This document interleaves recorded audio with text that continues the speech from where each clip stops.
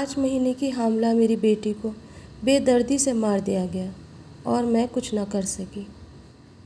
السلام علیکم مائی to family, کیسے ہیں آپ سب؟ امید کرتی ہوں ٹھیک ہوں گے۔ میں بھی آپ سب کی دعاؤں کے ساتھ میں ٹھیک ہوں۔ ابھی اس کے کالج بھی صحیح سے ختم نہیں ہونے پایا تھا کہ اس کے رشتے آنے لگے۔ وہ دکھنے میں تھی اتنی خوبصورت، اتنی پیاری سی، نازک سی تھی وہ، تو رشتے پہ رشتے آیا کرتے اور میں سوچا کرتی کہ بس اب یہ بھی چلی جائے گی، لیکن اس دنیا سے ایسی جائے گی میں نے تو یہ سوچا بھی نہیں تھا۔ کبھی کوئی ماں اس بارے میں سوچ ہی نہیں سکتی، کیونکہ وہ اس کا دل کا ٹکڑا ہے، اس کے بدن کا ایک حصہ ہوتی ہے، تو اپنی ماں کیسے سوچ سکتی ہے اپنی اولاد کے بارے میں۔ جب اس کے رشتے آ رہے تھے تو ایک دن میری بیٹی نے دبے لفظوں میں مجھ سے کہا، امی میں ایک لڑکے کو پسند کرتی ہوں، آپ میرا رشتہ ان سے کر دیں اور میری شادی بھی ان سے ہی کر دیں۔ میں نے کہا کہ بیٹا یہ اس طریقے کی باتیں نہیں کرا کرتے، بھی تمہاری عمر چھوٹی ہے، تمہیں اچھے برے کا پتہ نہیں ہے، کہاں رشتہ کرنا، کس طریقے سے کرنا ہے، ہمیں پتہ ہے، ہم اچھی جگہ تمہارا رشتہ کریں گے۔ ماشاءاللہ میرا گھرانہ بہت اچھا تھا، میرے ہسبینڈ کا کافی اچھا بڑا کاروبار تھا، کمپنیاں ہماری چل رہی تھیں، فلیٹ ہم نے کئی سارے لے رکھے تھے، کھاتا پیتا گھرانہ تھا۔ کوئی بھی ایسی لڑکیوں کو بہلا لیتا ہے اور اپنی باتوں میں لے لیتا ہے۔ ویسے بھی میرے ہسبینڈ نامچین تھے، میں نے اسے بہت منانے کی کوشش کری، لیکن وہ اپنی ضد پر اڑ گئی اور کہنے لگی شادی کروں گی تو میں اس سے ہی کروں گی ورنہ جان دے دوں گی۔ میں نے اپنے ہسبینڈ کے کان میں بات ڈالی کہ دیکھیے اس طریقے سے بات ہو رہی ہے، اب کیا کریں؟ میرے ہسبینڈ اس سے بہت پیار کرتے تھے، کہنے لگے کوئی بات نہیں، مل لیتے ہیں ایک بار، لڑکا اگر اچھا ہوگا، گھرانہ صحیح ہوگا تو بسم اللہ کر دیں گے۔ میرا دل نہیں مان رہا تھا، ماں ہوں، پھر بھی میں چپ ہو گئی، مجبور تھی، اولاد کے آگے اچھے اچھے ہار جاتے ہیں۔ میں بھی چپ ہو گئی اور پھر میں نے اس سے کہا لے کر آنا، دیکھتے ہیں، اگر وہ لڑکا صحیح ہوگا تو پھر دیکھیں گے، آگے بات چلائیں گے۔ کہنے لگی ٹھیک ہے ممی۔ وہ بہت زیادہ خوش تھی اور ایک دن وہ لڑکے کو اور اس کے ماں باپ کو لے کر آئی، ان سے ہم نے بات چیت کری، ہمیں صحیح لگا، اور وہ بھی جھولی پھیلا کر کے ہم سے کہنے لگے کہ صرف 2 کپڑے میں آپ اپنی بیٹی ہمیں دے دینا، ہمیں کسی چیز کا لالچ نہیں ہے، اللہ کا شکر ہے ہمارے گھر میں بہت کچھ ہے، صرف اور صرف ہمیں آپ کی بیٹی چاہیے، آپ کی مال دولت نہیں چاہیے۔ ہم نے ان کے گھر کی تحقیقات کری، ہمیں سب کچھ صحیح لگا، لیکن جلد بازی کی شادی تھی یہ، انہوں نے کہا ہمیں جلد سے جلد شادی کرنی ہے کیونکہ ہمیں باہر سیٹ ہونا ہے۔ میں نے اپنے ہسبینڈ سے کہا اتنی جلد بازی کی شادیاں ٹھیک نہیں ہوتی، ٹائم لے لیجئے 1 سال کا، تاکہ ہم اچھی طریقے سے ان کی تحقیقات کر لیں گے اور جب دل مطمئن ہوگا پھر ہم یہ رشتہ پکا کریں گے۔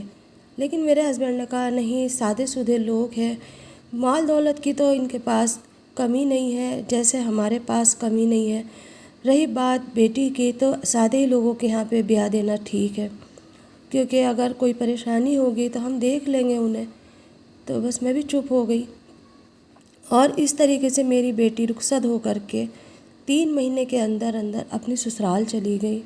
جب میری بیٹی کی شادی ہوئی، میں نے اسے دہیج دینے میں کسی بھی چیز کی کمی نہیں کری، میرے ہسبینڈ نے اسے 2 فلیٹ دیے، گاڑیاں دیں اور باقی کا جیسے ہم دان دہیج دیتے ہیں اس کے ساتھ ساتھ کیش بھی دیا۔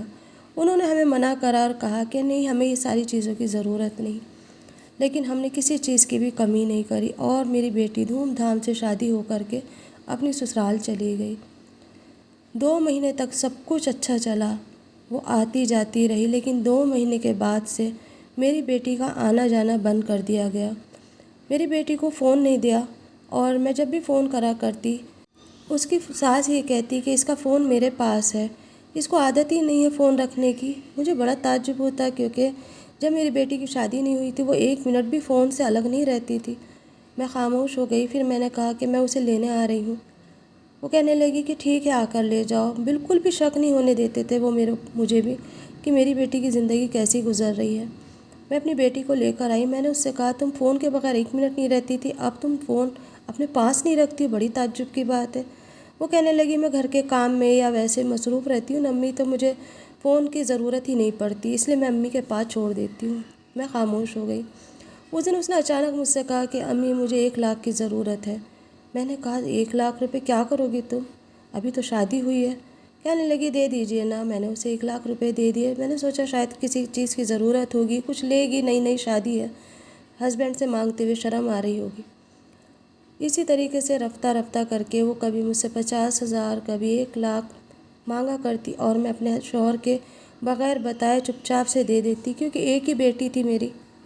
لیکن حد تو جب ہوئی جب میری بیٹی حاملہ ہوئی اور انہوں نے کہا کہ آپ اپنی بیٹی کو یہاں سے لے جائیں اور وہیں پر بچہ ہوگا، اس کے بعد ہم یہاں لے آئیں گے۔ پہل گیل کی بات ہے، پتہ نہیں کیا بچی کو ضرورت پڑے کس چیز کی، تو میری بیٹی کو میں اپنے گھر لائی۔ 7 مہینے میری بیٹی میرے گھر رہی اور اس 7 مہینے میں وہ بہت خوش تھی۔ اس کا ہسبینڈ آتا ملتا چلا جاتا، ساس آتی سسر آتے ملتے چلے جاتے، لیکن اس بیچ میں میری بیٹی بار بار مجھے ایک ہی بات کہتی تھی کہ ممی، جلد بازی کے فیصلے کبھی کبھی صحیح نہیں ہوتے۔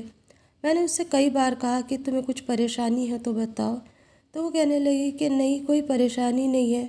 پھر اس نے مجھ سے کہا کہ امی میرے بیٹا ہوگا یا بیٹی؟ میں نے کہا جو بھی اللہ دے گا لے لینا، کہ میرے ہسبینڈ نے یہ کہتے کہ تمہیں بیٹا ہوگا۔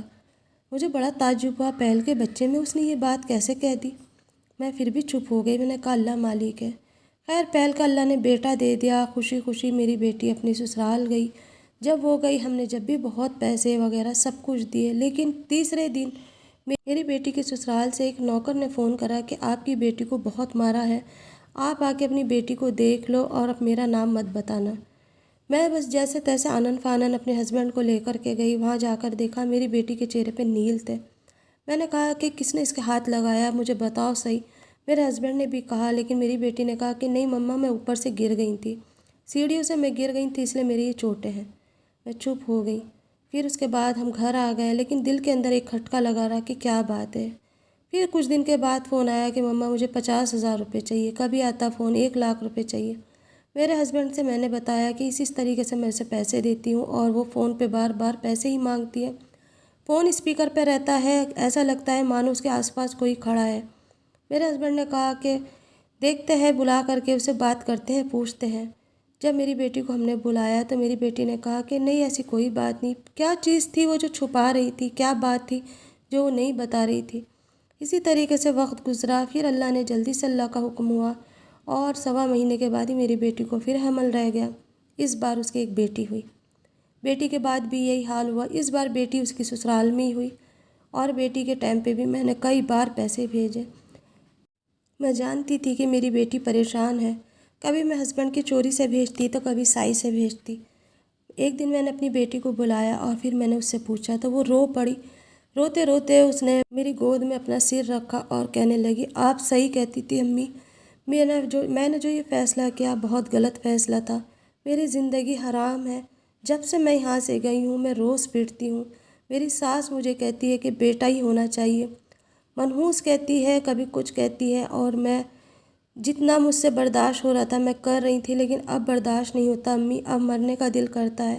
میرا ایک فیصلہ کتنا بڑا میرے لیے مصیبت والا ثابت ہوا، میں جانتی ہوں دوزخ کی آگ میں جل رہی ہوں۔ میرے سسرال والے کہتے ہیں اپنے ماں باپ سے کہو ہمیں جائیداد میں سے حصہ چاہیے کیونکہ تم اکلوتی لڑکی ہو، وہ تو دونوں بڈھے بڑھیا ہیں، انہیں اتنی دولت کی کیا ضرورت ہے، جاؤ ان سے کہو کہ وہ اعلیٰ گھر ہمارے نام کر دے اور فیکٹری ہمارے نام کرے، اور یہ جتنی بھی جائیداد ہے ان کے مرنے کے بعد ویسے بھی تمہاری ہے، تو کیوں نہ جیتے جی لے لیا جائے۔ میرے ہسبینڈ بھی یہی کہتے ہیں اور مجھے بہت مارتے ہیں۔